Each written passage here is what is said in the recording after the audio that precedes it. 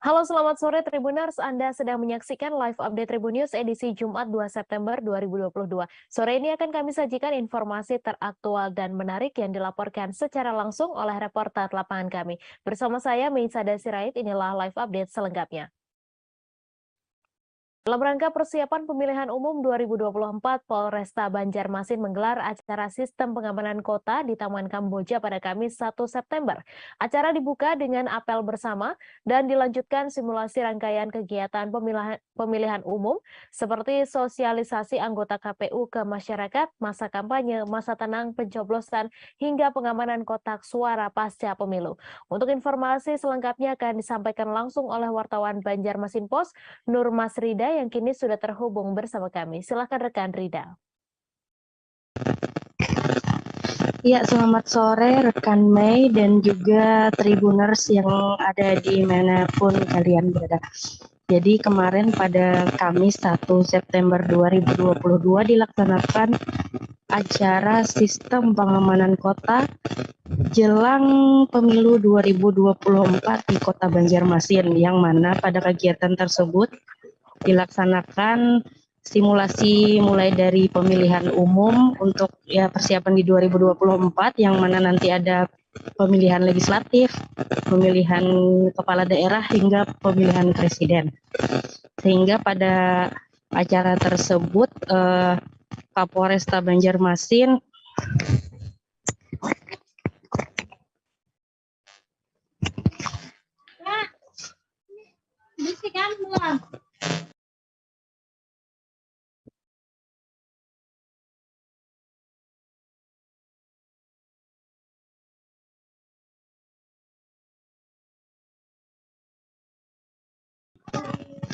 Ya, mohon maaf untuk gangguan yang tadi sempat terjadi, sehingga baik kami lanjutkan laporan dari Kota Banjarmasin, yang mana pada sistem pengamanan kota kemarin itu juga dilaksanakan simulasi terjadinya kericuhan oleh massa, mulai dari yang skala kecil yang dikategorikan oleh Kapolresta Banjarmasin, Kombes Pol Sabana Atmojo, bahwa kegaduhan di tingkat yang rawan dan sangat rawan, sehingga kondisi ini diantisipasi juga dengan pengamanan yang berkoordinasi dengan Brimob Polda Kalsel begitu.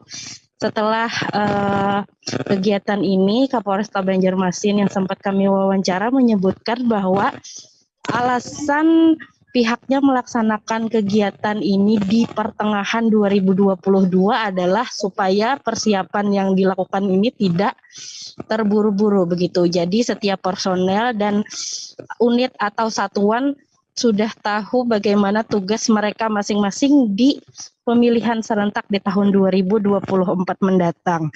Nah, Kapolresta Banjarmasin juga berpesan kepada masyarakat bahwa pemilu atau pemilihan umum serentak nanti adalah sejatinya pesta rakyat. Jadi beliau menghimbau untuk masyarakat supaya tidak membuat hal-hal yang tidak diinginkan yang menimbulkan gangguan keamanan semasa pemilu. Nah, terakhir Wakil Wali Kota Banjarmasin, yakni Bapak Haji M. Arifin Nur, yang turut pula berhadir di acara tersebut, turut mengapresiasi kegiatan yang diadakan atau diinisiasi Polresta Banjarmasin pada Kamis kemarin, dan beliau juga menambahkan bahwa nantinya dari pihak pemerintah Kota Banjarmasin akan melakukan sosialisasi ataupun penyuluhan kepada masyarakat tentang pemilu, sehingga di masa-masa pemilu di tahun 2024 mendatang keadaan di Kota Banjarmasin tetap kondusif. Demikian rekan Mei yang bisa kami laporkan dari Kota Banjarmasin. Baik, terima kasih rekan Rida atas laporan Anda. Selamat bertugas kembali. Komisi Pemilihan Umum Sulawesi Utara mengundang partai politik membahas perkembangan verifikasi administrasi peserta pemilu 2024. Rapat koordinasi itu dihelat di Grand Kawanua Convention Center Kairagi, Kota Manado pada Kamis 1 September. Diundang perwakilan 24 parpol calon peserta pemilu 2024 yang sudah mendaftar di KPU. Untuk informasi selengkapnya akan disampaikan langsung langsung oleh wartawan Tribun Manado, Rio Nur, yang kini sudah terhubung bersama kami. Silakan, Rio. Ya, terima kasih rekan Mei.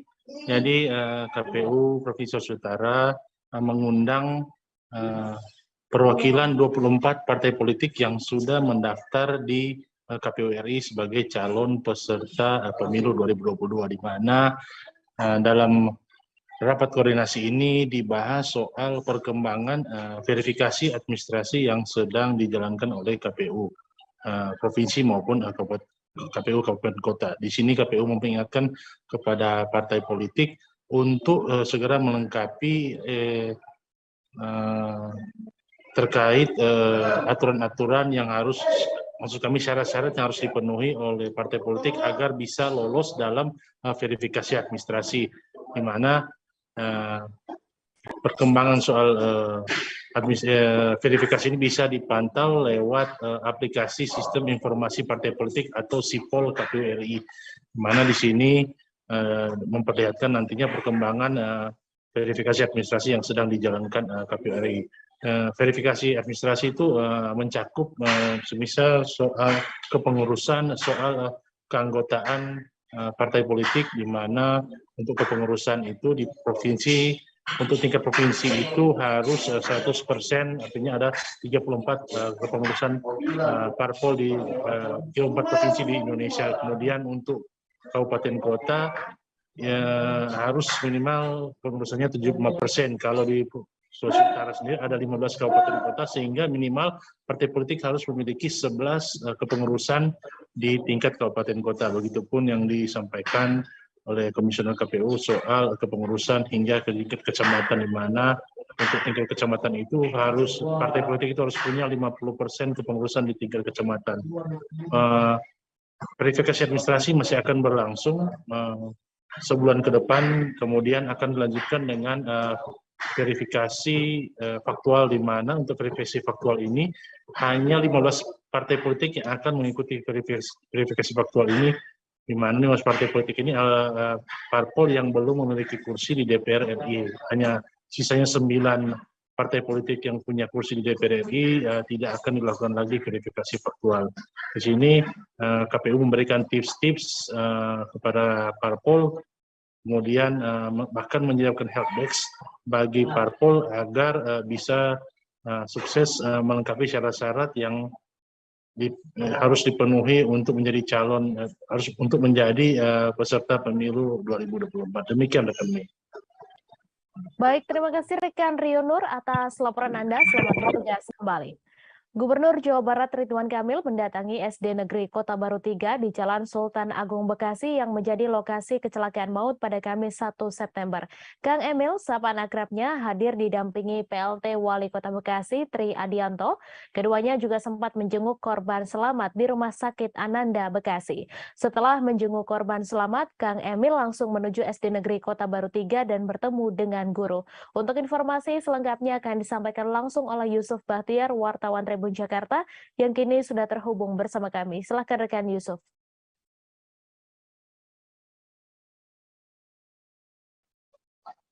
Selamat sore Mei dan juga Tribuners, bisa saya sampaikan Gubernur Jawa Barat Ridwan Kamil melakukan kunjungan ataupun memantau situasi langsung ke lokasi kecelakaan maut di Jalan Sultan Agung, tepatnya di depan SD Kota Baru 2 dan 3 Kecamatan Bekasi Barat, Kota Bekasi. Ridwan Kamil datang didampingi oleh PLT Wali Kota Bekasi pada Kamis tanggal 1 September 2022 kemarin sekitar pukul 12.00 WIB. Adapun sebelum berkunjung ke SD lokasi kecelakaan, Ridwan Kamil juga sempat mendatangi Rumah Sakit Ananda dan juga ke rumah korban selamat kecelakaan maut yang mengakibatkan 10 orang meninggal dunia. Adapun dalam kunjungannya ini, Ridwan Kamil menyapa sejumlah korban dan juga tentunya memberikan semangat kepada korban serta pihak sekolah, terutama guru dan kepala sekolah, agar mereka tetap tabah dalam menjalani aktivitas selanjutnya. Ridwan Kamil juga berkata bahwa kehilangan anak adalah sesuatu yang sangat dia pahami, mengingat belum lama ini Kang Emil juga sempat kehilangan seorang anak yang hilang di Sungai Are, Swiss.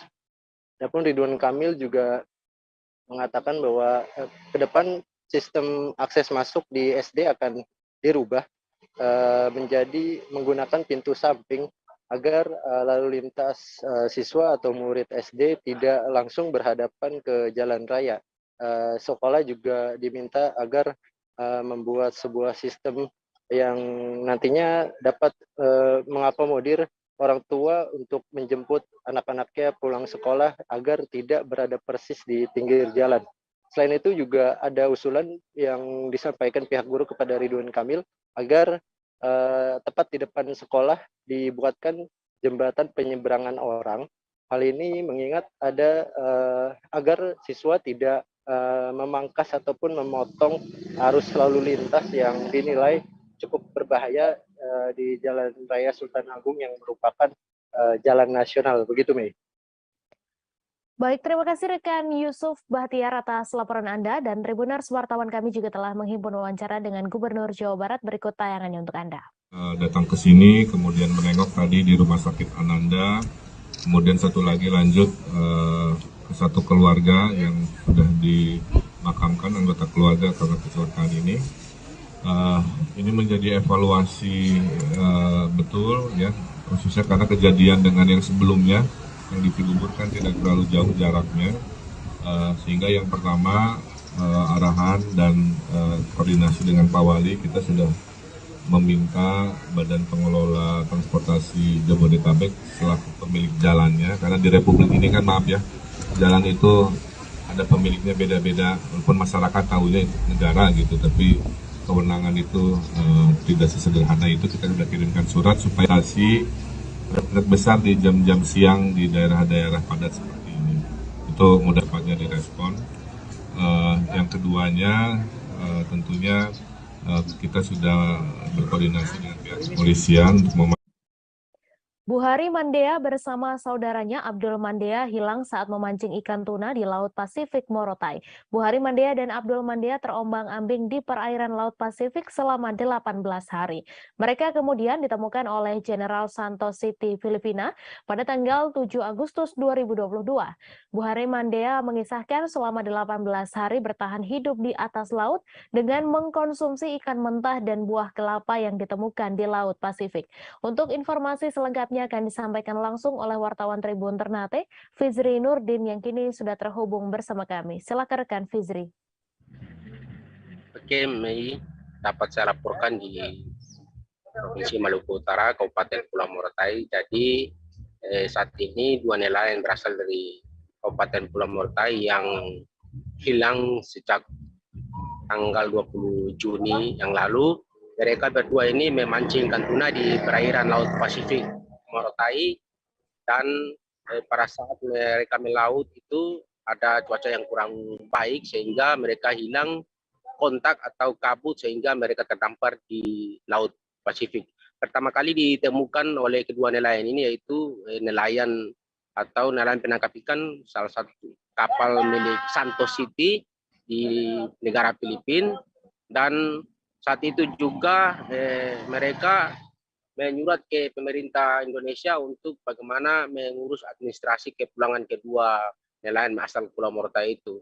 Dan alhamdulillah hingga kurang lebih 1 bulan lebih pemerintah Indonesia berkoordinasi dengan pemerintah negara Filipina untuk kepulangan kedua nelayan asal Morotai ini, dan tadi mereka tiba di Kabupaten Pulau Morotai dengan menggunakan pesawat Wings Air bersama PJ Bupati Kabupaten Pulau Morotai Muhammad Umar Ali, dan mereka pun sudah dikembalikan atau sudah diserahkan ke pihak keluarga di Desa Maba, Kecamatan Morotai Utara tadi siang tadi, dan isak tangis pun terharu ketika para sanak keluarga dan orang tua menyambut kedatangan mereka yang kurang lebih 18 hari terhanyut di atas laut. Buhari Mandea juga mengisahkan bahwa selama kurang lebih 18 hari di atas laut mereka bertahan hidup hanya mengkonsumsi kelapa, dan juga mereka memakan ikan mentah selama di atas laut. Bahkan pada saat di atas terombang-ambing di atas laut pun sejauh kurang lebih 300 mil dari Morotai, dan ditemukan oleh Santos City itu, mereka juga ada beberapa kapal yang sudah melewati, namun tidak karena jauh, jadi tidak bisa menghubungi. Pada saat ada kapal nelayan yang berasal dari Filipina itu, mereka langsung mendekati dan memanggil. Bahkan mereka menanyakan keberadaan mereka, dan mereka karena dekat dengan negara Filipina, jadi mereka lebih memilih ke negara Filipina untuk kembali ke negara Filipina. Barulah mereka diamankan arah salah satu warga yang ada salah satu warga Indonesia yang berada di Filipina, dan mereka tinggal di situ, baru mereka diuruskan administrasi kembali ke Pulau Morotai. Mungkin itu ya, Mei, dapat saya laporkan di Kabupaten Pulau Morotai, saya kembalikan. Terima kasih rekan Fizri atas laporan Anda, dan Tribuners wartawan kami juga telah menghimpun wawancara dengan Bu Hari Mandea. Berikut tayangannya untuk Anda. Kalau ini bertahan dengan air, Bu? Air hujan, dapat daku, pakai palinggir tong daku di. Berapa buah yang dapat? Saudara tahu berapa buah terhitung kalau apa?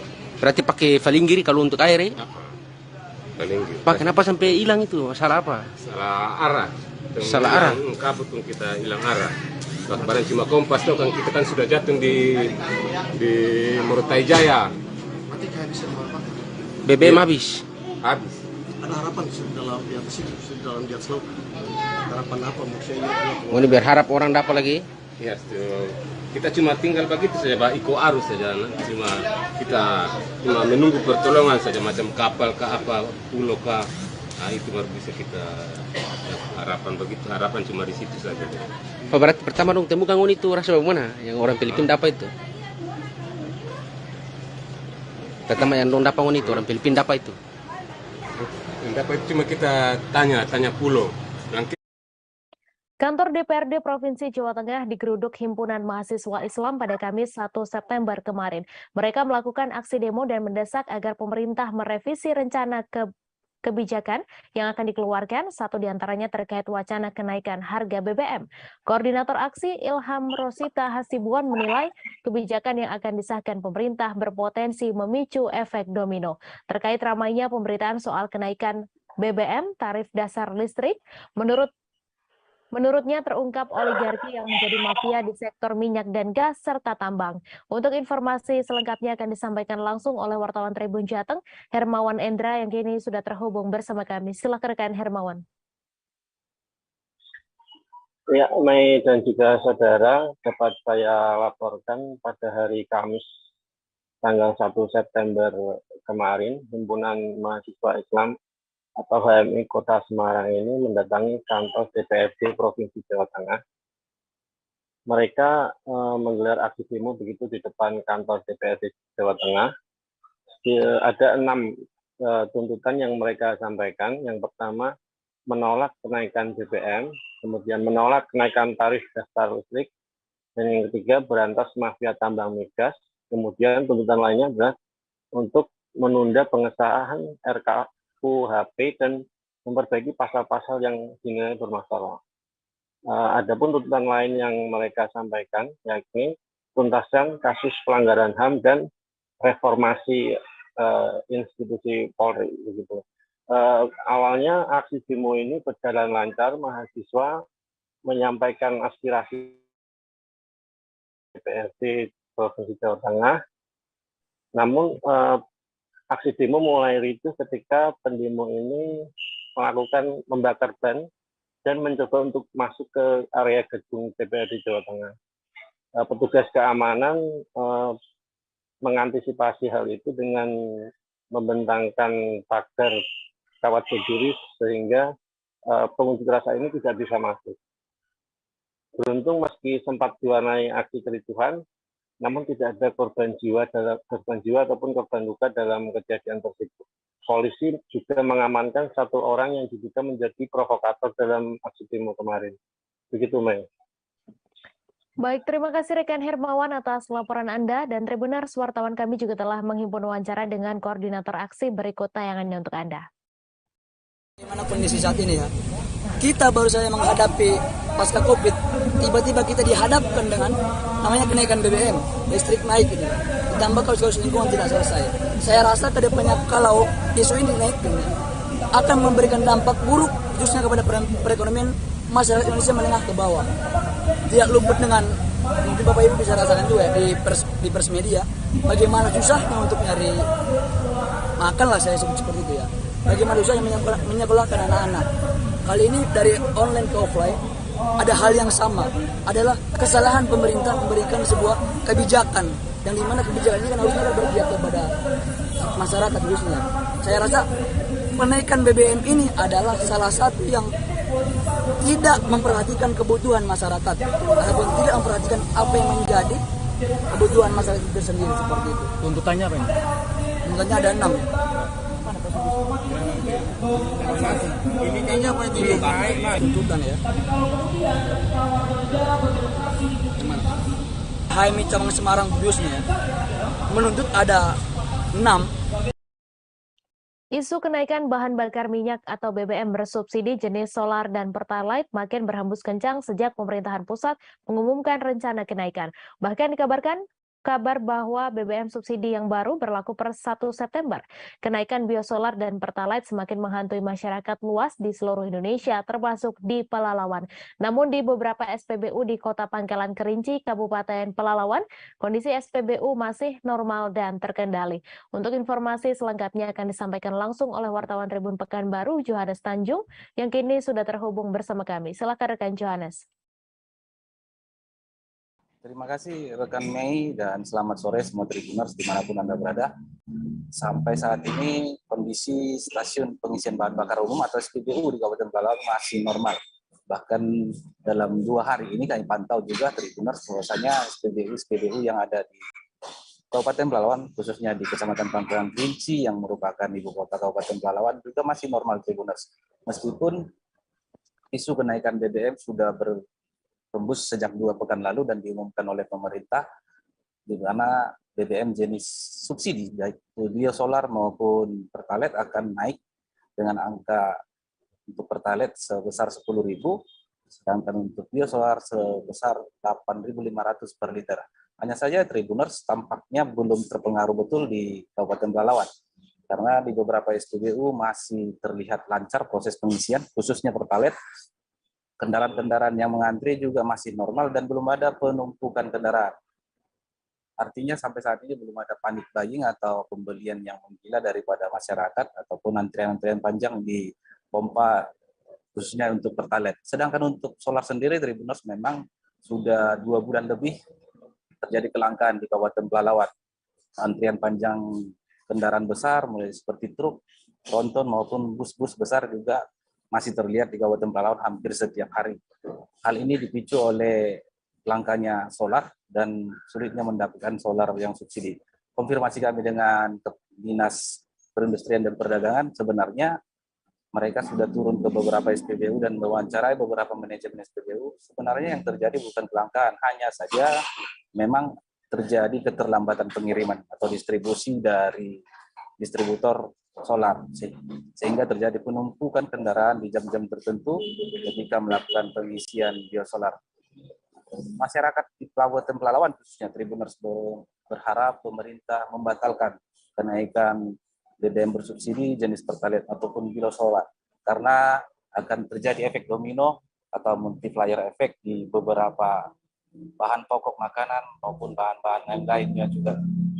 Padahal sampai saat ini masyarakat juga masih berjuang untuk bangkit daripada pandemi yang sudah melanda kemarin, dan juga dengan kenaikan-kenaikan harga setelah Hari Raya Lebaran kemarin. Demikian laporan kami, kembali ke rekan Mei di studio. Baik, terima kasih rekan Johannes Tanjung atas laporan Anda. Selamat bertugas kembali. Isu kenaikan harga bahan bakar minyak atau BBM memicu aksi panik buying di Kota Manado. Pemandangan antrian mobil dan sepeda motor tersaji di sejumlah SPBU di Kota Manado pada Kamis 1 September. Menurut pantauan, sejak antrian kendaraan mengular dari halaman SPBU hingga ke jalan. Seperti di SPBU Jalan Piretendian Manado, antrian kendaraan mencapai sekitar 100 meter. Pemandangan serupa juga terlihat di SPBU Boulevard lainnya. Kendaraan memanjang hingga ke sisi jalan raya. Untuk informasi selengkapnya akan disampaikan langsung oleh wartawan Tribun Manado, Fernando Lumowa, yang kini sudah terhubung bersama kami. Silakan rekan Fernando. Baik, terima kasih rekan Mei. Kami dari Manado melaporkan bahwa adanya isu ataupun wacana kenaikan harga BBM subsidi memicu aksi panik buying atau aksi borong oleh konsumen, khususnya pemilik kendaraan yang ada di Manado. Itu terjadi 2 hari terakhir sejak kemarin tanggal 1 September 2022, di mana sejak pagi itu sejumlah SPBU itu tersaji sejumlah pemandangan adanya antrian kendaraan, khususnya mobil yang begitu panjang. Antrian yang biasanya hanya beberapa meter itu mencapai ratusan meter. Bahkan di SPBU Koko di Jalan Peretendian Boulevard, yang merupakan SPBU milik dari Pertamina, yang dikelola oleh Pertamina itu antrian bahkan mencapai hingga hampir 200 meter. Itu menyebabkan kemacetan di Jalan Boulevard yang merupakan jalan utama di Kota Manado. Dari hasil wawancarai kami kepada warga, khususnya konsumen bahan bakar yang antre, memang mereka mengakui bahwa mereka datang untuk mengisi tangki mobil mereka dan motor secara penuh karena mereka khawatir bahan bakar minyak khususnya subsidi Pertalite dan solar itu akan naik dalam beberapa hari ke depan, dan itu memicu warga untuk datang mengisi BBM dengan harapan bahwa mereka masih dapat BBM dengan harga lama. Nah, sementara di lain sisi dari Pertamina Patraniaga Regional Sulawesi mengatakan bahwa di tengah adanya wacana kenaikan harga BBM, Pertamina menjamin bahwa pasokan dan subsidi suplai bahan bakar minyak di Sulawesi Utara, di Manado dan seluruh kabupaten dan kota itu dilakukan masih berlangsung normal. Artinya tidak ada pembatasan, sehingga masyarakat diimbau agar tidak melakukan aksi panik buying atau aksi borong bahan bakar minyak subsidi, sehingga tidak terjadi kelangkaan karena aksi borong ini. Dan Pertamina menjamin bahwa selama belum ada kenaikan harga, maka BBM itu disalurkan sesuai dengan aturan terkini dengan harga lama dan sesuai dengan kuota masing-masing SPBU. Demikian kami laporkan, Mei. Terima kasih. Baik, terima kasih rekan Fernando Lumowa atas laporan Anda. Selamat bertugas kembali. Ketua DPRD Provinsi Jambi, Edi Purwanto, turun ke lokasi konflik antara suku anak dalam dengan PT Berkah Sawit Utama atau BSU di Desa Bungku, Kecamatan Bajubang, Kabupaten Batanghari pada Rabu 31 Agustus. Pada kesempatan ini turut hadir Kepala Badan Pertanahan Nasional atau BPN Provinsi Jambi, Wartomo, serta perwakilan dari SAD 113. Edi Purwanto mengatakan bahwa pihaknya sudah melakukan persiapan untuk melakukan pengukuran dan membuat batas dengan luas 750 hektar. Untuk informasi selengkapnya akan disampaikan langsung oleh Samsul Bahri, wartawan Tribun Jambi, yang kini sudah terhubung bersama kami. Silakan rekan Bahri.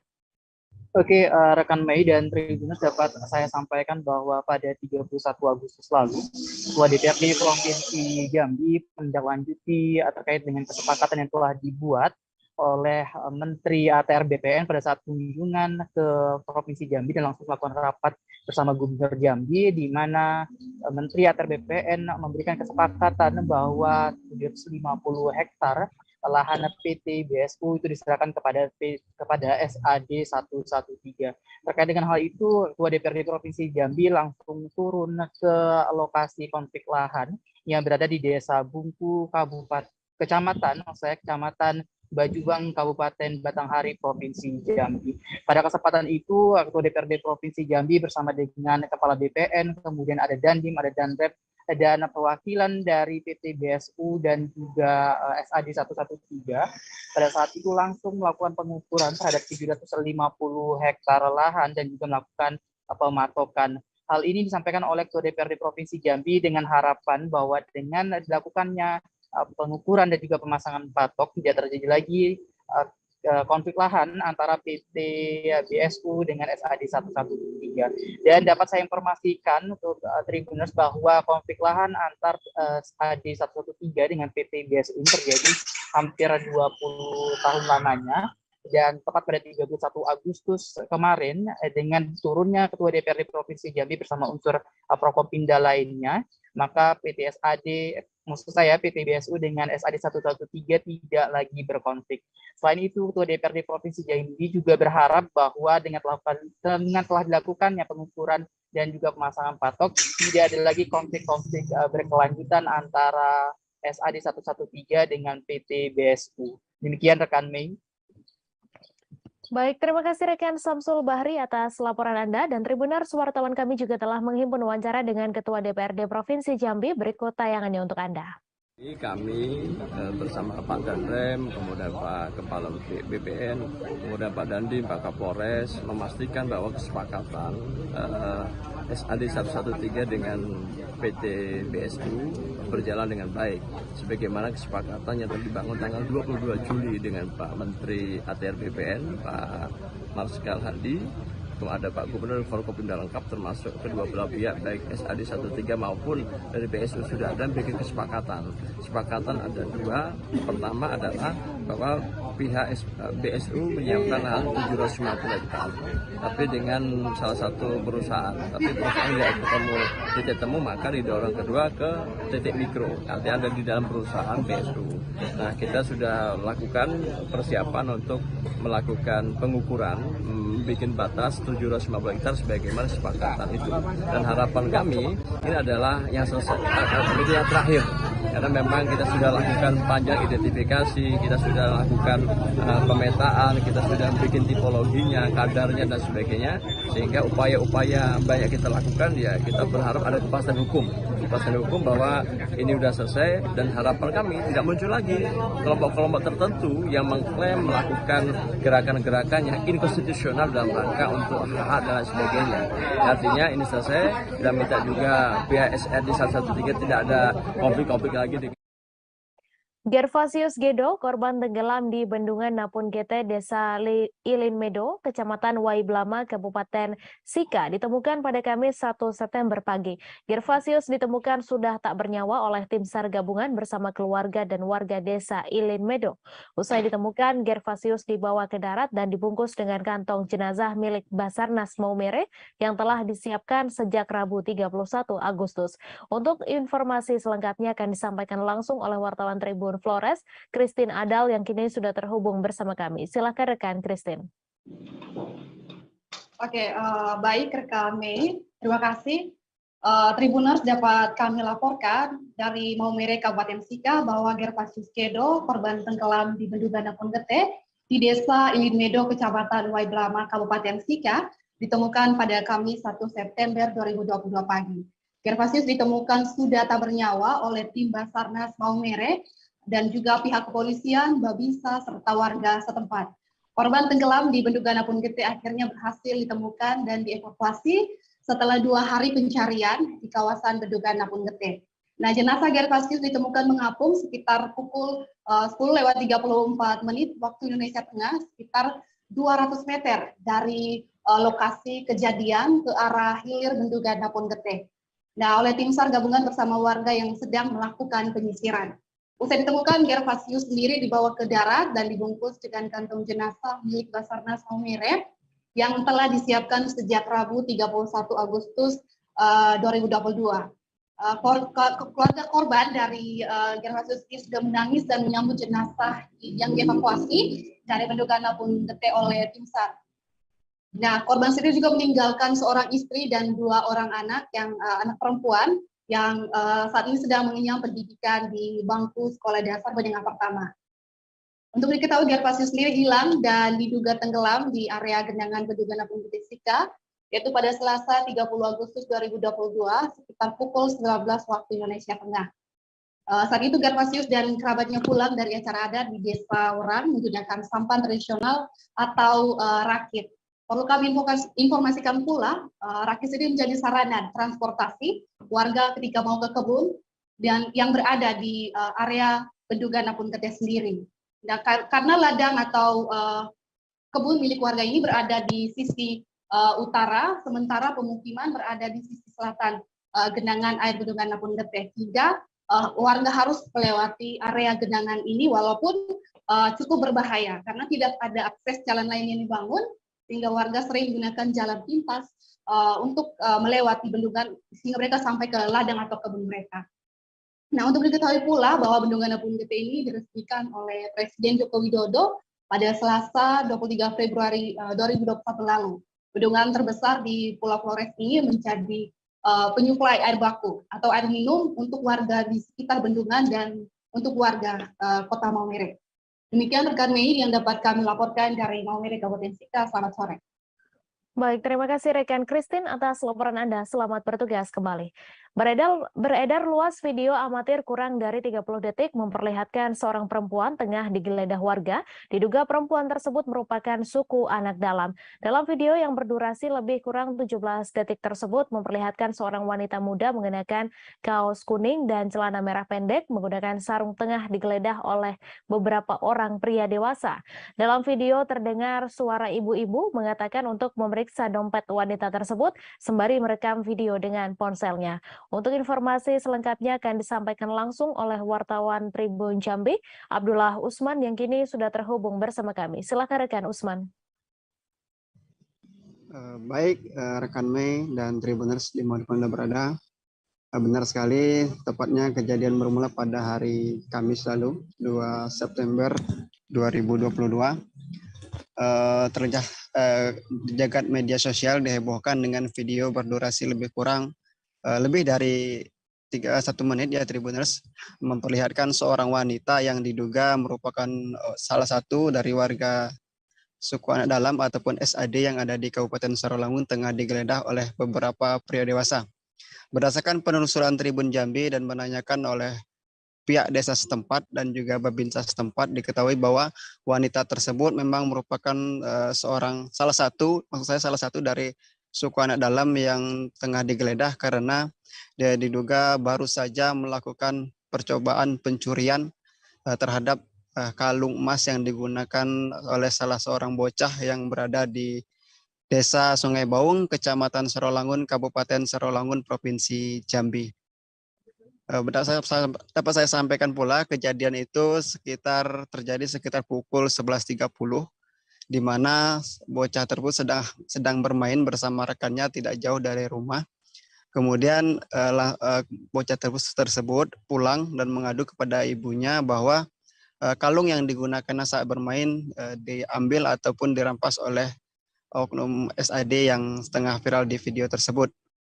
Orang tua langsung memanggil kerabat setempat untuk mengejar SAD yang diduga mengambil emas anaknya tersebut. Kemudian berhasil ditangkap dan dilakukan penggeledahan seperti yang terlihat pada video yang beredar lebih kurang 1 menit tersebut. Dari tangan SAD atau wanita tersebut didapat kalung yang memang tadi milik bocah yang sempat dirampas. Namun dari update berita terbaru Tribuners, di mana kasus tersebut saat ini sudah damai dan pihak SAD sudah mengembalikan kalung tersebut kepada pemilik ataupun korban, dan pihak korban juga sudah selesai dengan urusan tersebut dan berakhir secara damai. Meskipun dapat saya laporkan juga pada malam hari tadi sempat nyaris terjadi bentrok ataupun perselisih paham karena kubu SAD kembali mendatangi Kampung Sungai Baung untuk menanyakan terkait penggeledahan tersebut. Namun pada pagi tadi kita sudah mengkonfirmasi pihak desa setempat dan kondisi tersebut benar-benar sudah selesai dan damai. Tidak ada lagi kekhawatiran ataupun isu-isu yang dapat terjadi bentrokan. Demikian Mei dari Kabupaten Sarawangun. Baik, terima kasih rekan Usman atas laporan Anda. Selamat bertugas kembali. Mahasiswa yang tergabung dalam Himpunan Mahasiswa Islam atau HMI Ambon lanjut berdemo di depan gedung DPRD Maluku pada Kamis 1 September. Di bawah pengawalan personel kepolisian, mereka long march menuju Baileo Karangpanjang, Ambon. Tak lupa mereka mengusung sejumlah poster dan juga spanduk. Di spanduk tersebut mereka menuliskan pernyataan sikap menolak kenaikan harga bahan bakar minyak dan menolak kenaikan listrik. Untuk informasi selengkapnya akan disampaikan langsung oleh wartawan Tribun Ambon, Mesya Marasabesi, yang kini sudah terhubung bersama kami. Silakan rekan Mesya. Baik, halo Mei, halo Tribuners, saya Mesya Marasabesi, jurnalis tribunambon.com. Ingin melaporkan terkait dengan pada Kamis 1 September 2022 kemarin, sejumlah mahasiswa yang tergabung dalam Himpunan Mahasiswa Islam atau HMI Cabang Ambon menggelar aksi unjuk rasa terkait dengan penolakan rencana kenaikan harga BBM, Tribuners. Untuk di mana harga BBM yang tadinya dibanderol seharga Rp7.650 per liter dan kini diwacanakan naik menjadi Rp10.000 per liter. Dan menurut mereka kebijakan kenaikan harga BBM ini sangat tidak bijaksana karena mengingat kondisi kota Indonesia dan juga termasuk kota Ambon saat ini baru saja bangkit dari pandemi COVID-19, Tribuners. Menurut mereka, jika kenaikan BBM ini tetap diterapkan, maka masyarakat pasti akan tambah menderita, Tribuners. Tribuners, aksi dari mahasiswa dari HMI Cabang Ambon ini digelar pada 3 titik lokasi berbeda, di mana yang pertama pada Jalan Jenderal Sudirman, tidak jauh dari Stasiun Pengisian Bahan Bakar Umum atau SPBU Kebencengke, dan kemudian dilanjutkan ke kantor Gubernur Maluku, namun tidak ditemui oleh Gubernur Maluku. Di sana mereka juga sempat meminta untuk bertemu dengan Gubernur Maluku, namun Gubernur Maluku tidak berada di tempat. Dan terakhir mereka ke Baileo Karangpanjang Ambon atau gedung DPRD Maluku. Di sana sebagai titik lokasi terakhir mereka menyampaikan aspirasi. Di sana mereka juga sudah dipertemukan dengan perwakilan wakil rakyat Komisi 2 yang tentunya bermitra dengan Pertamina ya, Tribuners. Mereka sudah bertemu dan sudah menyampaikan poin tuntutan mereka.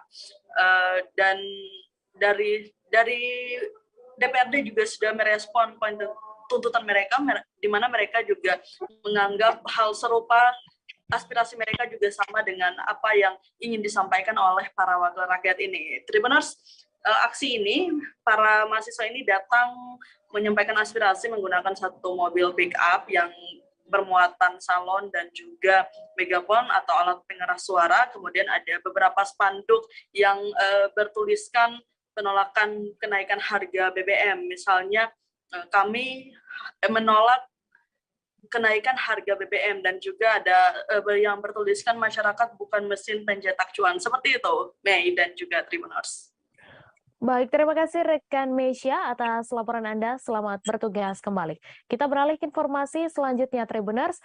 Bapak di Depok berinisial LN tega membakar istrinya sendiri. Kejadian itu terjadi pada Minggu 28 Agustus malam di kawasan Duren Seribu, Bojongsari. Kasat Reskrim Polres Metro Depok AKBP Yogen Heros Baruno mengatakan bahwa peristiwa ini bermula pada pukul 18 waktu Indonesia Barat. Saat itu pelaku mendapati korban tengah asik menyaksikan YouTube dan tak memperhatikan kedua anaknya yang masih kecil. Untuk informasi selengkapnya akan disampaikan langsung oleh wartawan Tribun Jakarta, Dwi Putra Kesuma yang kini sudah terhubung bersama kami. Silakan rekan Dwi. Baik, Mei, selamat sore. Bisa saya sampaikan bahwa aksi sadis seorang suami berinisial LN yang nekat membakar istrinya berinisial EL terjadi di kawasan Duren Seribu, Kecamatan Bojongsari, Kota Depok pada Minggu 28 Agustus 2022. Kejadian ini bermula ketika saat itu pukul 18.00 pelaku mendapati korban tengah asik menyaksikan YouTube dan tidak memperhatikan kedua anaknya.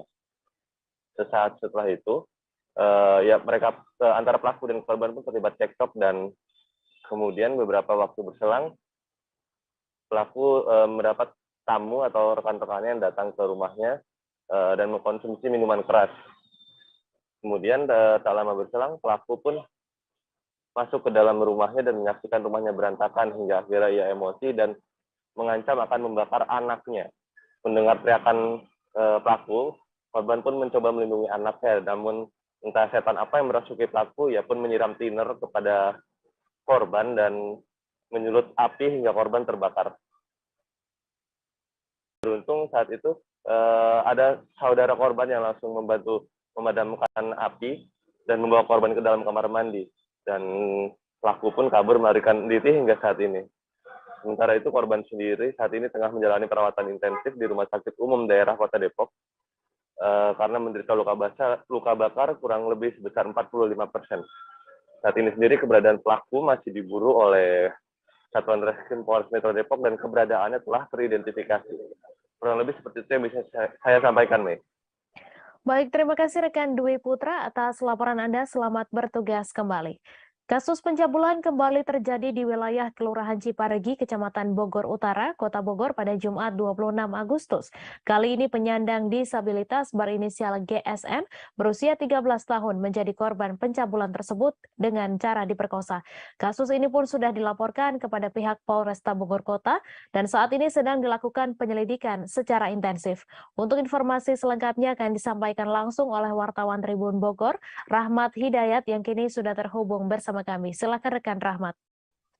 Ya baik, rekan Mei dan rekan-rekan Tribuners lainnya dapat kami sampaikan bahwasanya memang pencabulan tersebut terjadi kepada anak penyandang disabilitas Grahita berusia 13 tahun asal dari Kelurahan Ciparegi, Kecamatan Bogor Utara, Kota Bogor pada hari Jumat tanggal 26 Agustus 2022. Dan kasus pencabulan yang diterima oleh anak disabilitas berinisial GSN ini langsung dilaporkan oleh orang tuanya GSA pada keesokan harinya ke Polresta Bogor Kota, dan bahkan saat ini pihak kepolisian pun sudah langsung melakukan penyelidikan lebih intensif untuk menangkap para terduga pelaku yang mencabuli GSN dengan cara diperkosa tersebut. Namun perlu rekan-rekan Tribuners lainnya dapat kami sampaikan bahwasanya kejadian ini bermula ketika GSN dan ibunya berinisial GSA berusia 35 tahun tersebut pulang ke rumahnya di wilayah Kelurahan Ciparigi. Namun pada pukul 21.00 waktu Indonesia bagian Barat, handphone milik anaknya ini tertinggal di wilayah, maksud kami tertinggal di dekat rumahnya. Dan untuk pada pukul 21.00 tersebut, GSN dibiarkan pergi seorang diri oleh ibunya untuk mengambil handphone miliknya yang tertinggal di areal dekat rumahnya tersebut, yang saat ini kami ketahui GSN mengambil handphone di salah satu tempat di dekat halte bis kita Ciparigi, Kota Bogor. Kemudian orang tuanya pun kenapa melepas sendiri GSN untuk mengambil handphone miliknya tersebut di lantaran pada saat kami sambangi di rumahnya memang ibu dari GSN ini mengaku hendak memasak untuk makanan malam. Akhirnya GSN dibiarkan untuk pergi seorang diri mengambil handphone miliknya yang tertinggal di dekat halte bis kita Ciparigi tersebut. Namun kepada kami pun ibu dari GSN ini mengakui bahwasanya memang beranggapan 30 menit dari pukul 21.00 diperkirakan GSN memang sudah pulang kembali ke kediamannya tersebut. Alhasil pada saat mengambil handphone di dekat halte bis kita tersebut, GSN ini bertemu dengan beberapa rombongan kelompok pria yang berdasarkan keterangan dari ibu GSN berjumlah 4 orang, dan akhirnya GSN pun berkenalan dengan, maksud kami diajak berkenalan oleh para pria tersebut, dan akhirnya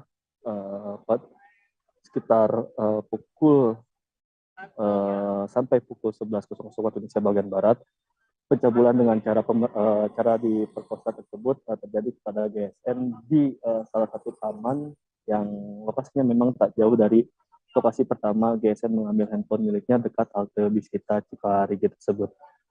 Namun ibu dari GSN ini pun tidak tinggal diam. Beliau mengatakan kepada kami bahwasanya memang sempat mencari keberadaan GSN sampai pukul 1 malam, namun tidak menemukan keberadaan GSN. Hasil ibu dari GSN ini memutuskan untuk mencari keesokan harinya. Namun ketika hendak mencari keesokan harinya sekitar pukul 05.50 waktu Indonesia bagian Barat, GSN tiba-tiba saja pulang dengan isak tangis ketika ditanya GSN mengakui kepada ibunya telah dinodai oleh pria yang dia temui di taman saat hendak pulang setelah mengambil handphone di dekat halte bis kita Cepat Legi.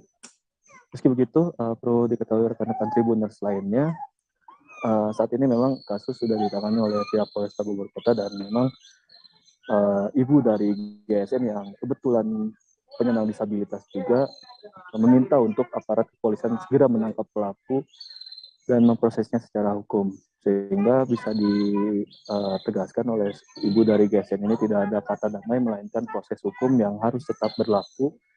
Artinya pelaku harus segera ditangkap oleh pihak kepolisian Polresta Bogor Kota.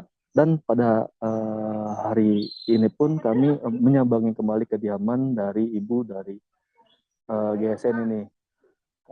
Bahwasanya memang saat ini sudah bisa tersenyum lantaran orang yang mengantar anaknya ini pulang pada saat diinapkan setelah diperkosa di taman tersebut sudah diketahui lantaran ketika dirinya penasaran dan akhirnya menyambangi taman itu dengan alasan untuk jajan, dan alhasil memang daya ingat dari GSN ini cukup sangat kuat dan terduga pelaku ini pun sudah dimintai keterangan oleh aparat setempat.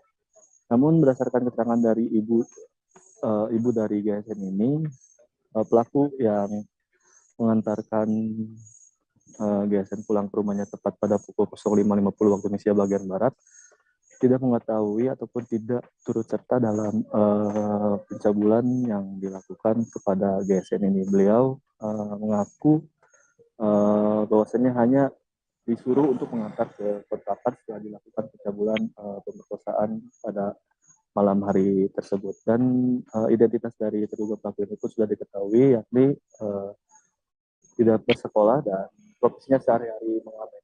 Meski begitu, saat ini kasus ini masih dalam proses penyelidikan pihak Polresta Bogor Kota. Begitu Mei laporan yang bisa kami sampaikan terkait kasus pencabulan terhadap penyandang disabilitas di Kota Bogor.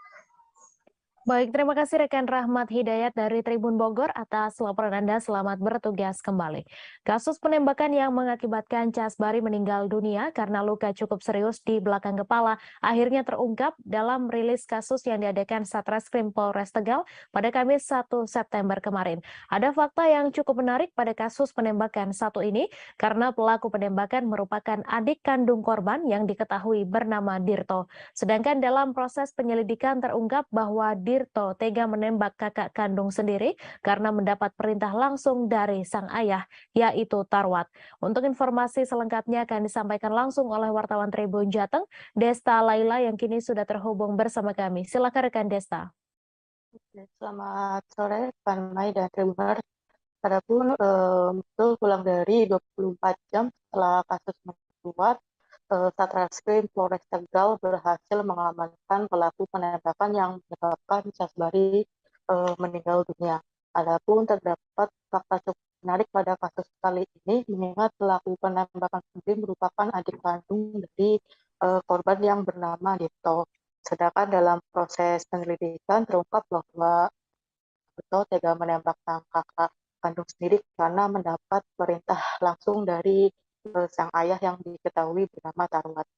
Adapun sesuai keterangan dari Kapolres Tegal, AKBP Ari menjelaskan kronologi bermula pada Selasa malam sekitar pukul 11, warga Pedes Lohor, Kecamatan Adiguna, Kabupaten Tegal mendengar suara letusan. Kemudian tidak lama korban Casbari ini keluar dari rumah dengan kondisi memegangi bagian kepala bagian belakang dan dalam kondisi berdarah. Saat kondisi korban ini masih sadar, warga yang menolong sempat bertanya bahwa siapa pelaku yang menembak. Kemudian korban ini menyebutkan bahwa sang adiklah, yaitu Dirto, yang menembak Casbari ini.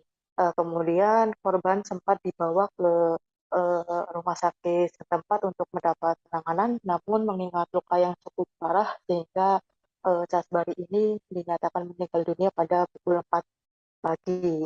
Adapun pelaku Dirto berhasil diamankan oleh Satreskrim Polres Tegal saat sedang berada di area daerah Bumi Ayu, Kabupaten Brebes, dan hendak melarikan diri.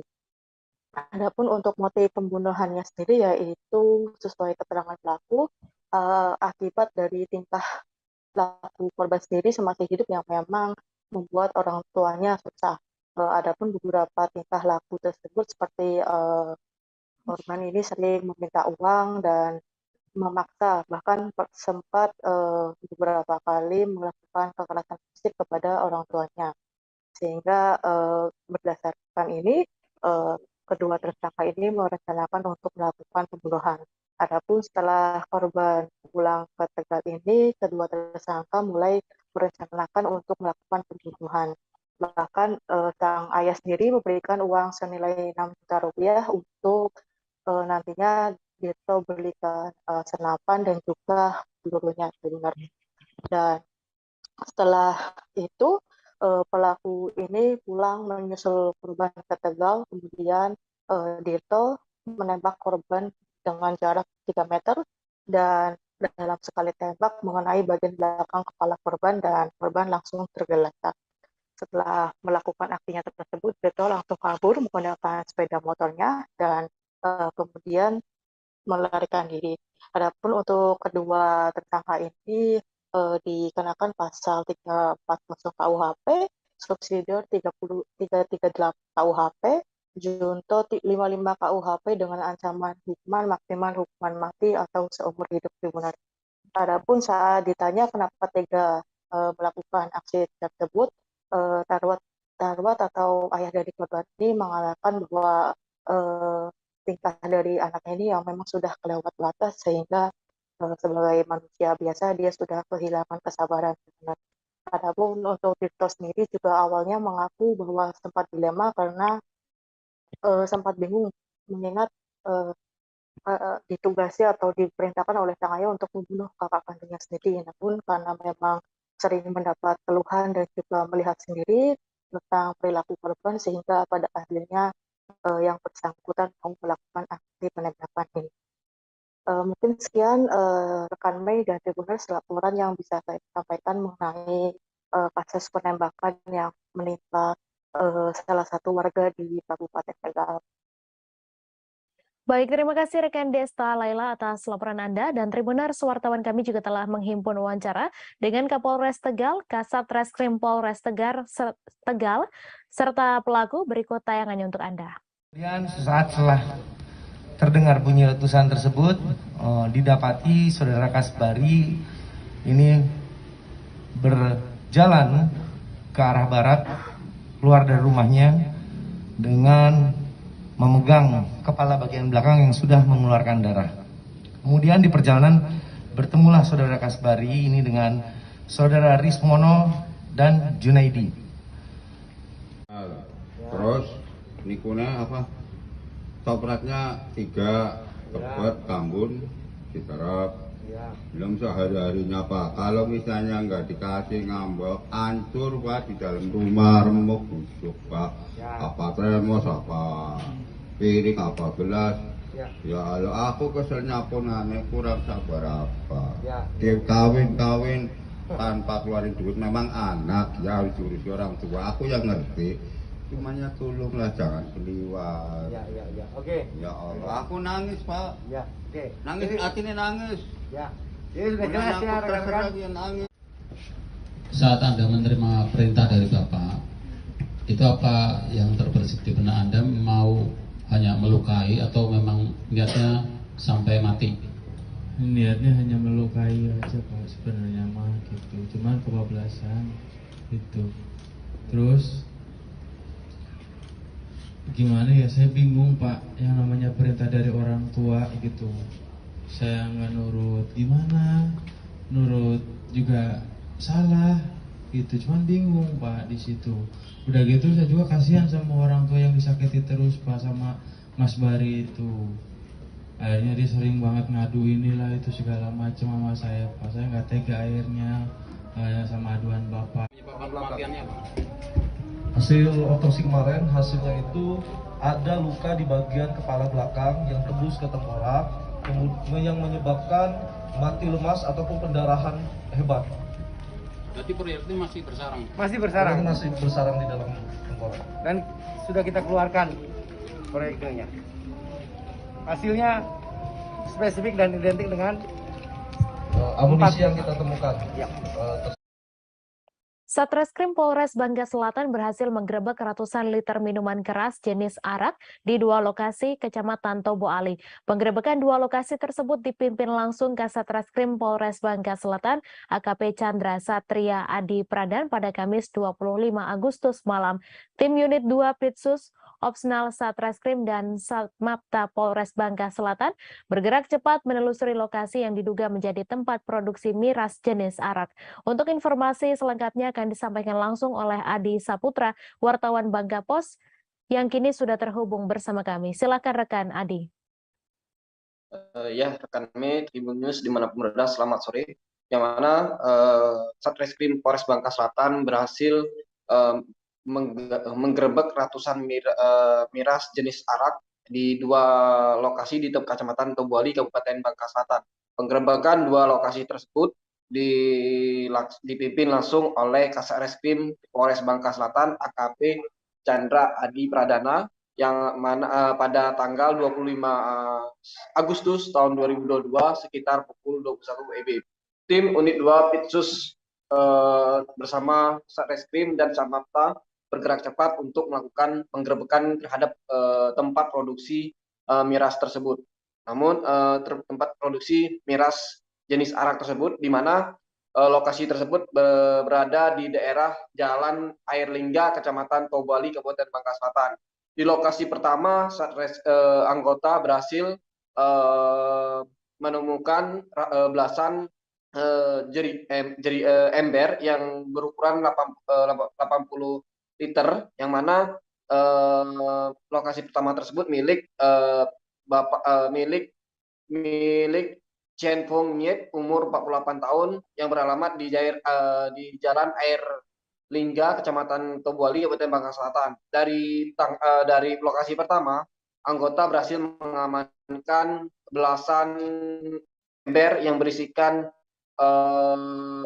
miras jenis arak. Kemudian tim kembali ke lokasi kedua, di mana di lokasi kedua tersebut anggota berhasil mengamankan barang bukti yang sama seperti miras jenis arak yang milik Milawati, yang mana di saat itu tempat yang dimiliki oleh Milawati memang sedang arak-arak yang berhasil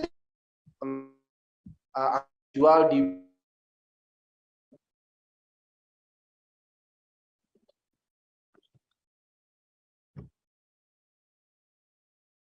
Halo rekan Adi.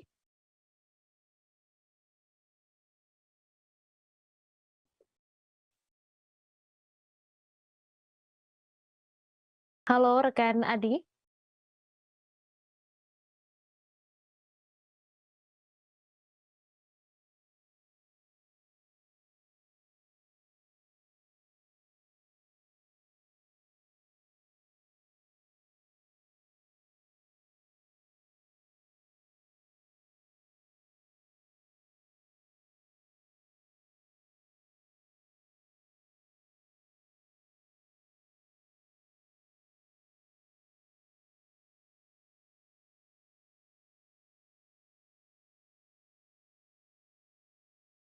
Tribuners, wartawan kami juga telah menghimpun wawancara dengan Kasat Reskrim Polres Bangka Selatan. Berikut tayangannya untuk Anda.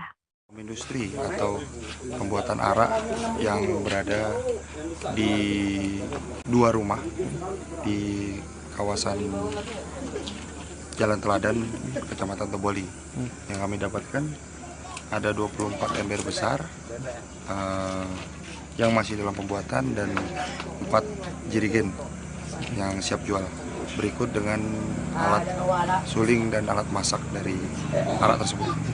Dan ini apakah memang target operasi kita atau memang sudah baru beroperasi, Pak? Ya, ini masih masuk dalam atensi dari Bapak Kapolri juga. Dari Vikon Bapak Kapolda kemarin kita tidak lanjuti dan kami mendapatkan hasil. Malam ini kami ungkap untuk peredaran atau pembuatan miras di wilayah hukum Polres Bangka Selatan. Nah, jenis miras sendiri apa, Nah? Jenis arak jenis minuman kerasnya ini jenis arak, tapi nanti tetap kita koordinasi dengan BPOM untuk memastikan kadar dan jenisnya. Untuk distribusi apa hanya di Bangka Selatan atau keluar? Distribusi kami dapat informasi ada yang sebagian besar ada di wilayah Tobuali dan sekitarnya, namun juga ada juga yang menurut pengakuan dari diduga pelaku dikirim ke Palembang. Untuk pelaku sendiri berapa orang, Bang? Terduga pelaku sampai dengan saat ini masih kita mau periksa, ada 3 orang. Dua orang pasangan suami istri dan 1 perempuan. Ratusan murid sekolah dasar di Yayasan Pendidikan Al-Hidayah, Dusun 15 Desa Sei Semayang, Kecamatan Sunggal, Deli Serdang, terpaksa harus belajar di luar kelas. Pasalnya, ruangan sekolah mereka disegel oleh 3 orang mengatasnamakan warga setempat yang diduga keberatan dengan sekolah tersebut. Menurut Kepala Sekolah Ridwan, peristiwa penyegelan oleh sejumlah orang itu dilakukan pada Rabu 31 Agustus lalu. Untuk informasi selengkapnya akan disampaikan langsung oleh wartawan Tribun Medan, Vian yang kini sudah terhubung bersama kami. Silakan rekan Vian.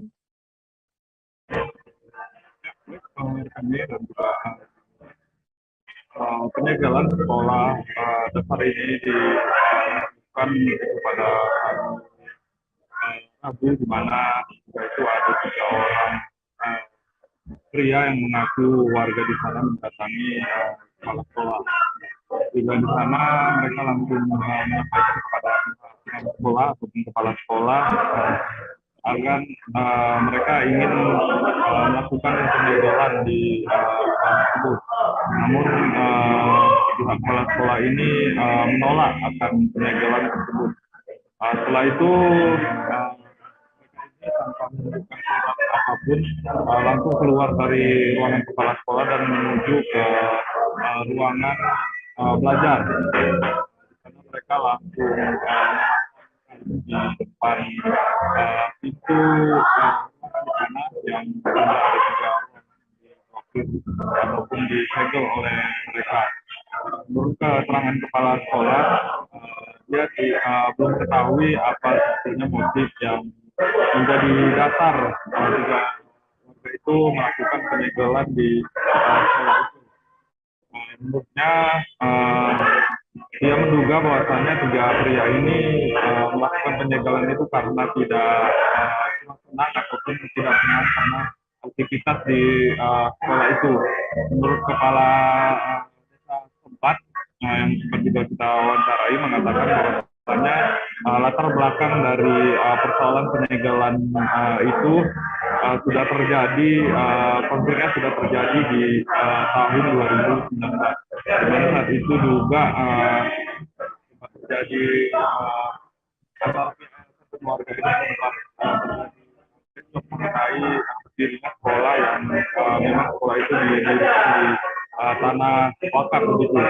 Menurut kepala desa, warga itu protes karena sekolah itu kan merupakan tanah wakaf yang kebetulan di sampingnya itu juga berdiri masjid begitu. Menurutnya warga itu protes karena dalam waktu dekat katanya ingin melakukan pelebaran bangunan di sehingga karena ruangan kelas itu sejauh ini mengganggu begitu.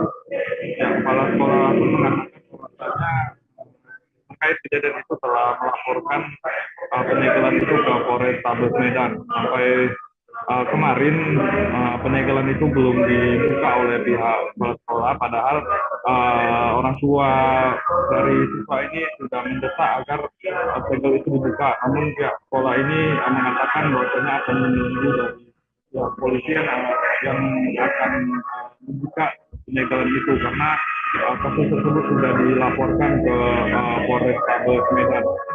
Setelah dilakukan penyegelan itu, anak-anak ada sekitar 240 murid terpaksa belajar di emperan sekolah karena di segel. Dan saya kembali ke studio. Baik, terima kasih rekan Vian atas laporan Anda, dan Tribunars wartawan kami juga telah menghimpun wawancara dengan Kepala Sekolah serta Kepala Desa Sei Semayang. Berikut tayangannya untuk Anda. Yang melakukan tindakan itu dapat diproses secara hukum. Karena itu kan pekerjaan yang sudah melanggar hukum dan bukan wewenang dia. Pak, kira-kira apa Pak motif ini penyegelan sendiri? Motifnya pertama ya tidak senang atas keberadaan sekolah di sini, dan tidak semua warga.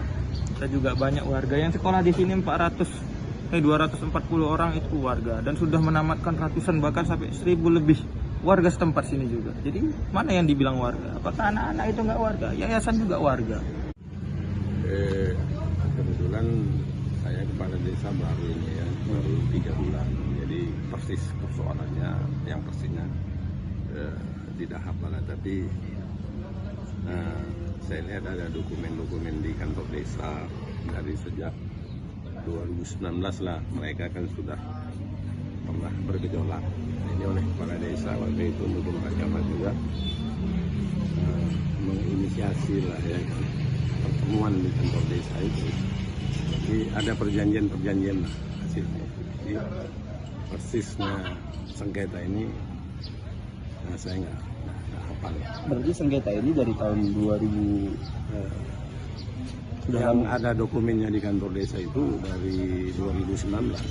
Tapi informasi dari kedua belah pihak ini memang sudah lama ya Pak Sekdes, sudah lama.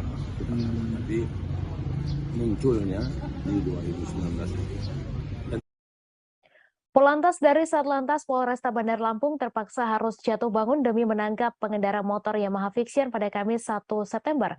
Polantas tersebut berupaya menangkap pengendara motor tersebut yang melintas di Jalan Soekarno-Hatta, Bandar Lampung karena berperilaku mencurigakan. Kecurigaan Polantas terhadap pengendara motor tersebut membuahkan hasil, lantaran pemotor itu diduga membawa narkoba jenis sabu. Untuk informasi selengkapnya akan disampaikan langsung oleh wartawan Tribun Lampung, Bayu Saputra yang kini sudah terhubung bersama kami. Silahkan rekan Bayu. Selamat sore rekan Medan Tribuners Bandung berada. Dapat saya laporkan bahwasannya kemarin Satlantas Polresta Bandar Lampung berhasil mengamankan dua orang yang mengendarai sepeda motor Yamaha Vixian ditangkap di Jalan Soekarno-Hatta atau tepatnya dekat Sucian Andri Tampang Raya, Bandar Lampung. Petugas mendapati kecurigaan dari dua pengendara tersebut yang saat akan di-stop oleh Satlantas Polresta Bandar Lampung, mereka berbalik arah sehingga aparat kepolisian yang lakukan pengejaran dan Aibda Hendriadi harus jatuh bangun untuk menangkap pelaku yang diduga membawa barang haram jenis sabu-sabu. Dan berdasarkan keterangan dari Kasat Lantas Polresta Bandar Lampung, AKP M. Romawan menjelaskan bahwasannya keduanya harus ditangkap karena kecurigaan tersebut. Dan telah didapati dari kantong warga tersebut didapati jenis sabu. Keduanya ini dari arah Tanjung Bintang yang akan mengarah ke daerah Bandar Lampung, kemudian menuju ke Pesawaran. Nah, berdasarkan keterangan dari Kasat Narkoba Polresta Bandar Lampung, Kompol Gigi Andri, bahwasanya setelah ditimbang narkoba tersebut sebanyak 20 gram. Dan saat ini Polresta Bandar Lampung tengah menyelidiki kasus tersebut untuk melakukan pengembangan. Begitu rekan Medan Tribuners dimanapun berada, saya Bayu Saputra dari Bandar Lampung, Provinsi Lampung melaporkan. Baik, terima kasih rekan Bayu Saputra dari Tribun Lampung atas laporan Anda, dan Tribuners wartawan kami juga telah menghimpun wawancara dengan Kasat Lantas Polresta Bandar Lampung serta Kasat Narkoba Polresta Bandar Lampung. Berikut tayangannya untuk Anda. Ini proses hunting dari Satlantas Polresta Bandar Lampung. Ya, tadi di daerah Sukarame ini tidak salah. Jadi diserahkan ke kami ke Sat Narkoba untuk proses pengembangan barang itu dari mana. Ya, jadi sampai saat ini setelah proses penyerahan dari Satlantas ke Sat Narkoba, dan Sat Narkoba akan melakukan penyelidikan lebih dalam lagi untuk menemukan ada tersangka ataupun barang-barang bukti sabu yang lainnya yang ada di Bandar Lampung. Jadi ini ya. Melaksanakan hunting di Jalan Soekarno-Hatta demi antisipasi C3, ternyata ada kendaraan yang dicurigakan dan putar balik. Kami kejar, ternyata jatuh yang berdua jatuh, namun di sakunya terdapat itu. Ya itu nggak tahu, narkoba itu kami belum tahu, nanti kami serahkan ke narkoba biar dicek narkoba atau bukan, kami nggak tahu.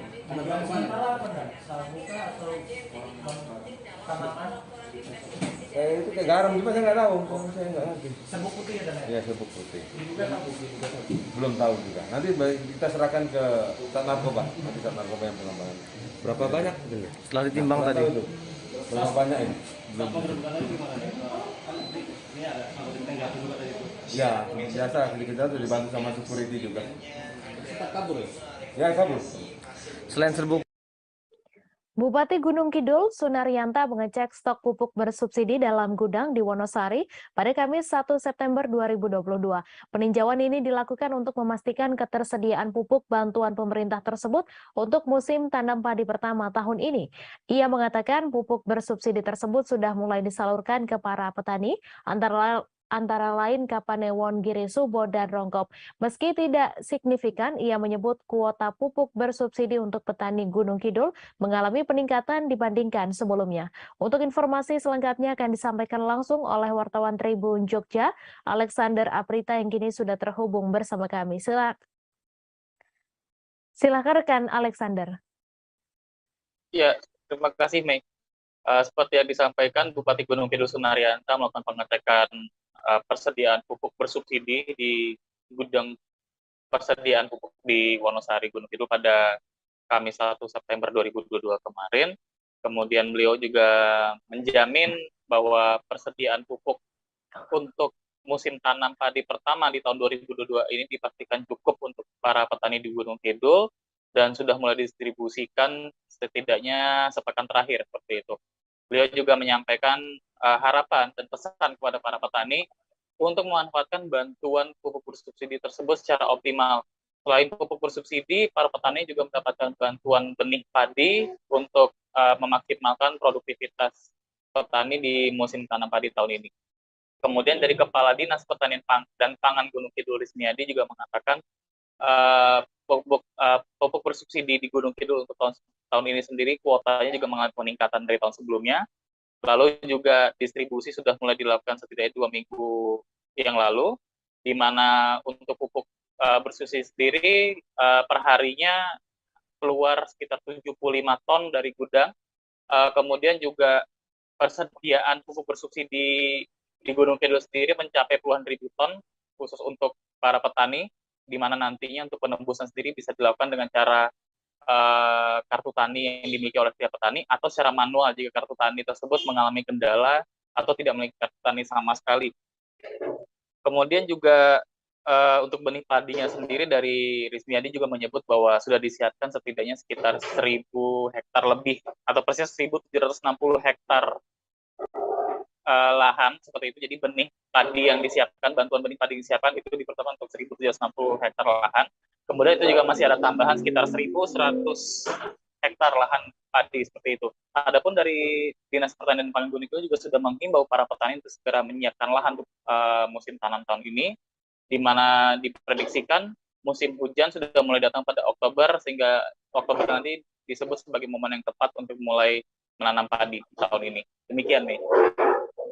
Baik, terima kasih Alexander Aprita atas laporan Anda. Selamat bertugas kembali. Kita beralih ke informasi selanjutnya, Tribuners. Pengacara keluarga Brigadir Nofriansyah Yosua Huta Barat atau Brigadir J, Eka Prasetya, heran terhadap Komnas HAM yang menghidupkan kembali isu pelecehan seksual terhadap istri Irjen Verdi Sambo, Putri Chandrawati.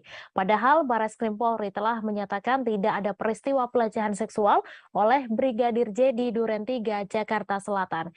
Kini Komnas HAM menduga kuat Brigadir J melecehkan Putri di Magelang. Eka mengatakan mengatakan sebagai institusi terhormat dan menjunjung tinggi HAM, Komnas HAM seharusnya memikirkan perasaan keluarga korban. Dalam kejadian ini, Brigadir J sudah jelas menjadi korban lantaran tewas ditembak oleh Barada Richard Eliezer atau Baradae atas perintah Sambo. Eka menyampaikan Komnas HAM seharusnya membela Brigadir J sebagai korban, bukan membela pelaku. Ia menilai Komnas HAM selama ini menitik beratkan pembelaan kepada pelaku. Putri sendiri merupakan salah satu pelaku karena menjadi tersangka pembunuhan Brigadir J. Lebih jauh, Eka menyampaikan mengapa Putri disebut sebagai tukang bohong. Menurutnya, Putri dan pelaku lain sudah mengelabui masyarakat se-Indonesia. Bagaimana tidak, kasus pembunuhan berencana Brigadir J awalnya diputar oleh Ferdi Sambo sebagai peristiwa baku tembak di rumah dinasnya di Duren 3. Sementara itu, Eka juga menilai tindakan Komnas HAM tersebut sebagai penghinaan bagi Polri. Ia menyebut Komnas HAM berusaha mengintervensi polisi.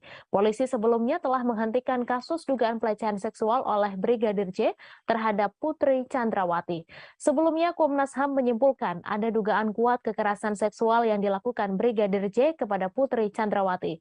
Hal tersebut diungkapkan oleh Komisioner Komnas HAM bidang penyuluhan BK Ulung Hapsara saat membacakan laporan penyelidikan kasus pembunuhan Brigadir J pada Kamis 1 September kemarin. Kesimpulan tersebut bukan tanpa alasan. Temuan faktual Komnas HAM memperlihatkan bahwa Putri diduga mengalami kekerasan seksual yang dilakukan Brigadir J. Peristiwa tersebut terjadi di Magelang ketika Ferdi Sambo tidak berada di Magelang, seperti disampaikan Komisioner Komnas HAM bidang penyelidikan Hoirul Anam. Untuk itu, Komnas HAM mengeluarkan rekomendasi kepada pihak kepolisian agar kasus pelecehan yang dialami Putri bisa diusut kembali.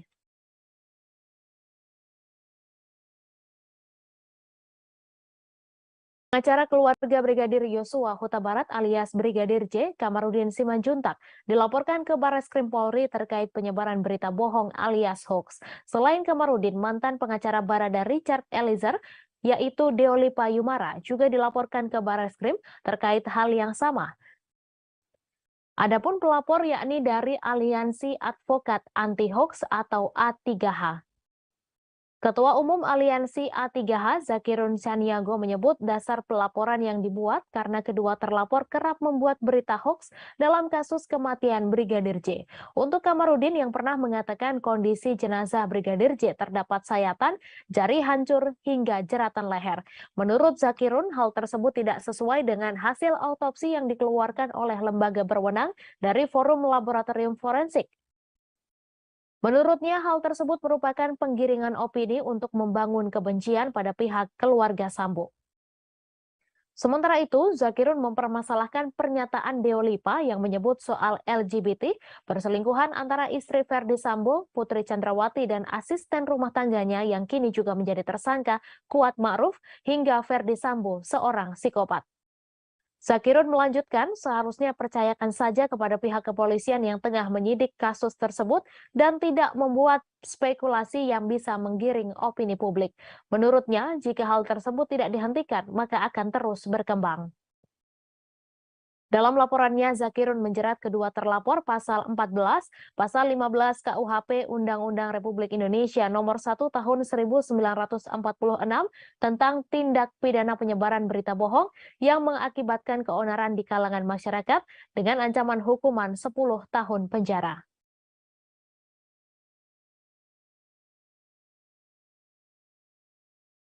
Pengacara kondang Hotman Paris Hutapea mengklaim pernah ditawari untuk menjadi kuasa hukum alias pengacara tersangka Ferdi Sambo.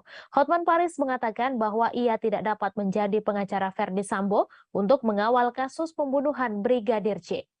Hotman Paris mengaku punya alasan tertentu menolak untuk menjadi pengacara Ferdi Sambo, namun ia enggan membeberkannya lebih detail. Hotman Paris hanya menjelaskan bahwa saat itu ia sudah menangani 2 kasus yang tengah viral dan melibatkan rakyat kecil. Hotman juga menjelaskan bahwa alasannya menolak untuk menjadi pengacara Ferdi Sambo tidak berkaitan dengan status tersangka yang sudah ditetapkan kepada polisi bintang 2 itu. Hotman Paris mengatakan bahwa pengacara tidak selalu membela klien yang berada di posisi benar dalam suatu perkara hukum. Seperti diketahui, baru-baru ini Hotman Paris membantu beberapa kasus yang tengah viral di media sosial, termasuk kasus karyawan Alfamart yang diancam Undang-Undang ITE oleh ibu-ibu pengendara Mercy yang mencuri coklat. Selain itu, ia juga membantu kasus pemukulan perempuan di SPBU yang melibatkan anggota dewan. Rencananya Hotman Paris akan membuka konsultasi hukum gratis bagi masyarakat yang kurang mampu di Bali. Sementara itu, mantan Hakim Agung Prof. Gayus Lumbun memprediksi kasus pembunuhan Brigadir Yosua Huta Barat akan sangat rumit saat memasuki tahap persidangan. Hakim Agung periode 2011-2018 tersebut pun membandingkan kerumitan kasus ini dengan kasus pembunuhan Wayan Mirna Salihin oleh Jessica Kumala Wongso atau yang dikenal dengan kasus kopi sianida pada 2016 silam.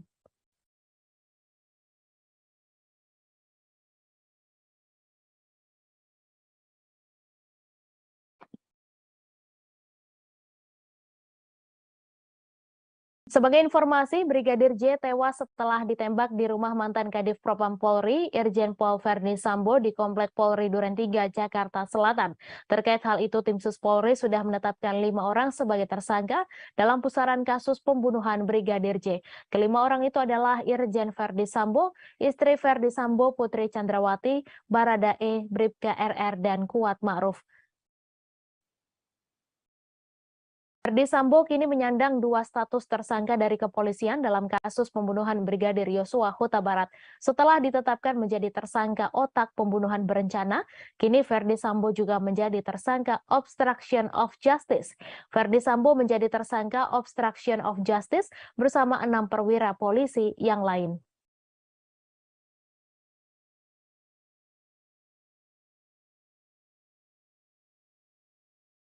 Istri Brigjen Hendra Kurniawan, Sealisha, mengunggah surat pernyataan dari Irjen Verdi Sambo. Dalam surat itu, Verdi Sambo menyebut Brigjen Hendra Kurniawan yang merupakan suami Sealisha tidak terlibat perusakan DVR CCTV di pos Satpam.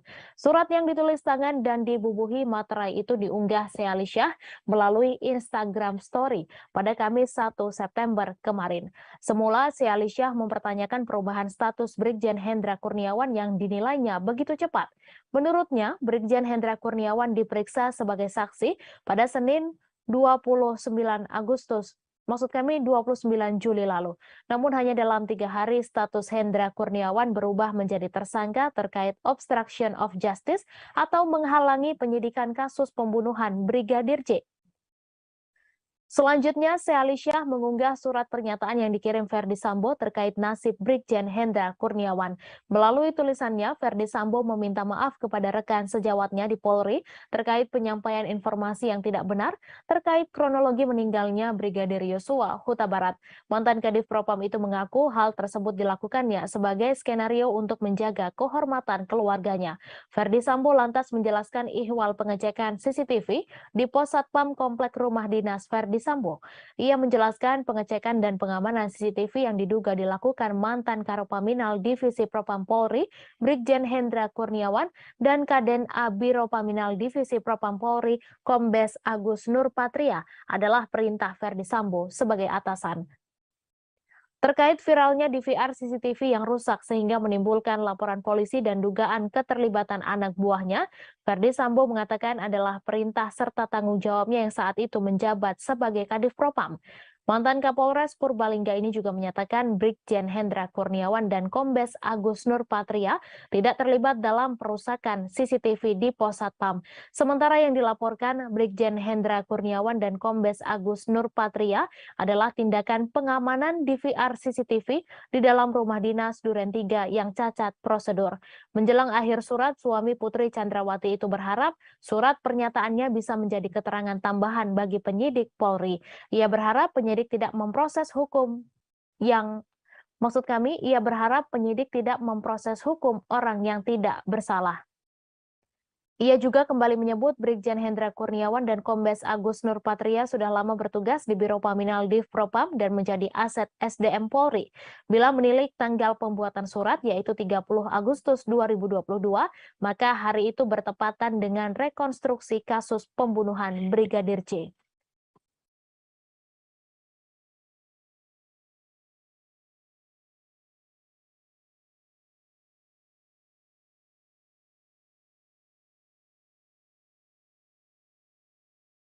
Alasan tidak ditahannya istri Verdi Sambo, Putri Chandrawati, setelah menjadi tersangka kasus kematian Brigadir Yosua Huta Barat menjadi perbincangan publik. Putri dituding mendapat keistimewaan karena tidak seperti tahanan wanita lain yang kondisinya sama seperti dirinya. Diketahui Polri tidak melakukan penahanan terhadap Putri karena alasan kemanusiaan akibat Putri masih memiliki anak yang masih balita.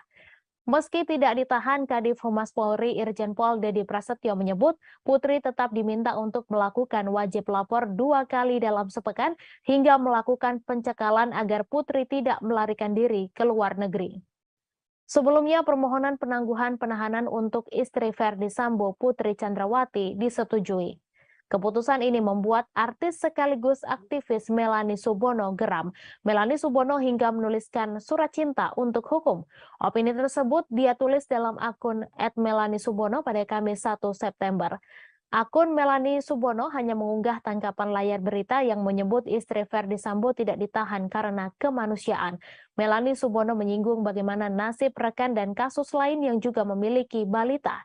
Satu di antaranya untuk kasus yang dihadapi almarhum Vanessa Angel. Saat itu Vanessa Angel masih memiliki anak Galaskai yang berusia 4 bulan. Selain itu Melanie juga menyinggung masih ada sosok lain yang juga tetap ditahan.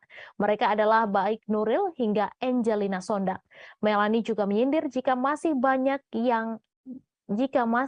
tahanan yang justru melahirkan di lapas.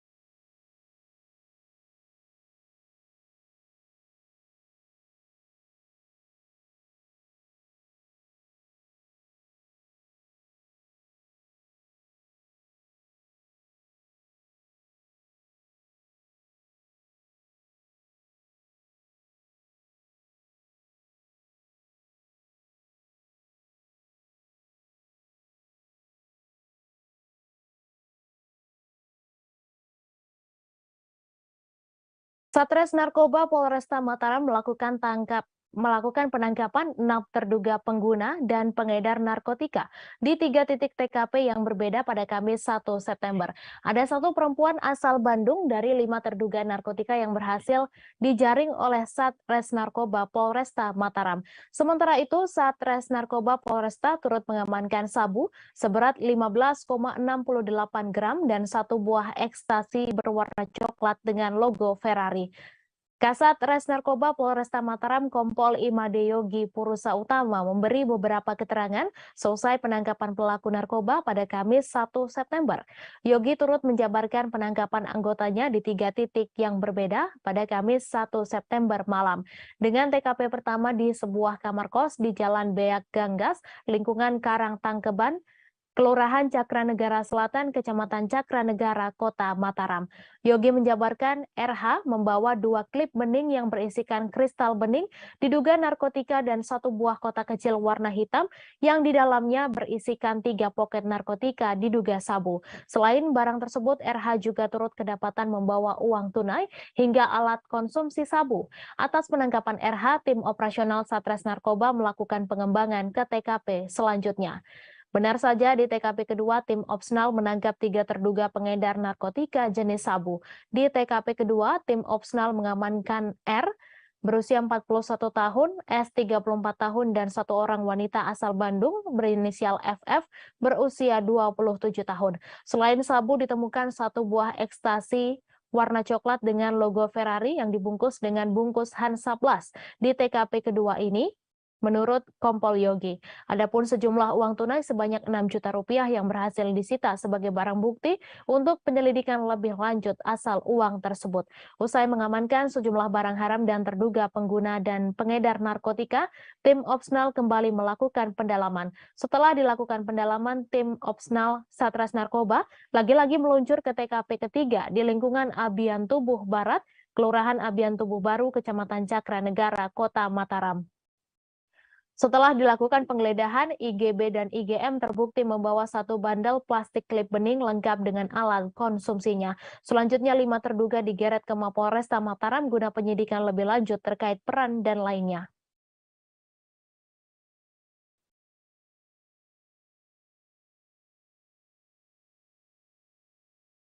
Informasi tadi sekaligus menutup perjumpaan kita dalam live update sore hari ini. Jangan lupa saksikan informasi terbaru lainnya hanya di kanal YouTube Tribun Network. Terima kasih atas kebersamaan Anda. Saya Misa Desrait beserta kru yang bertugas pamit undur diri dan sampai jumpa.